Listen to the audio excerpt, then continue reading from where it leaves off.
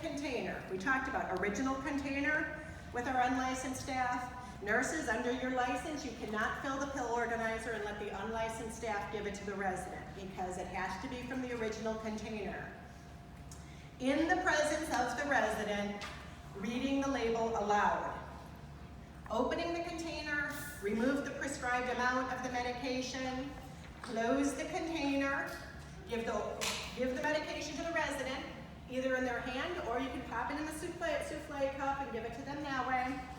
Applying topical medication and returning to the container to proper storage and documenting it on the MOR.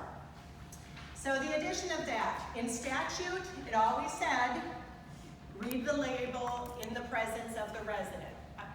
The rule language adds the word aloud for the purposes of clarification. This is the part where I tell you I've done this presentation 4 times now as of today. So I'm trying to anticipate some of your questions so I can get you all the happy hour where we'll all be much happier. But I'm going to clarify a couple of things. Read the label aloud. We have court decisions from litigation, both informally and formally from a judge that have interpreted that the intent of 429.256 has been and always has been for the label to be read aloud. The agency's position has always been that the intent was for the label to be read aloud. So it's now in rule for clarification and consistency in the presence of the resident reading the label aloud. We have consulted with our internal attorneys to get advice on a couple of questions we've already been asked. There is no, this is a statute. This is the rule with interpretation of the statute. There is no language or authority that allows us to allow you to have the resident waive your statutory requirement to read the label aloud. So I've been asked at every presentation if you can have your resident sign a statement or a waiver. The answer is no. The expectation and what the surveyors are surveying for is for your unlicensed staff to read the label aloud. Now what parts of the label? The whole label? That's the other question I was going to ask. Man, I thought I was getting in them with everything. She asked me to do it.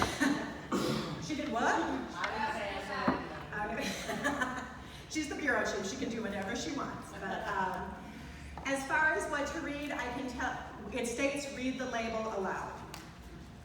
The agency's position is that the intent of this is to reduce medication errors. As you saw from Sarita's presentation, medication-related deficiencies are always in the top 10. They've been in the top 10 since I've been with the agency. We consider it a good year when there's only 2 of them in the top 10. So think about it in terms of the intent is to reduce medication errors. I will tell you what I, as a supervisor, do not expect your staff to read. Please don't read the address of the pharmacy. I'll even go so far as to say, please don't read the name of the pharmacy.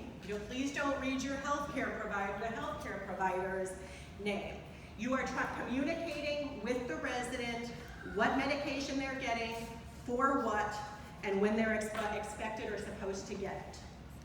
Kim, anything to add to that? Yep. All right.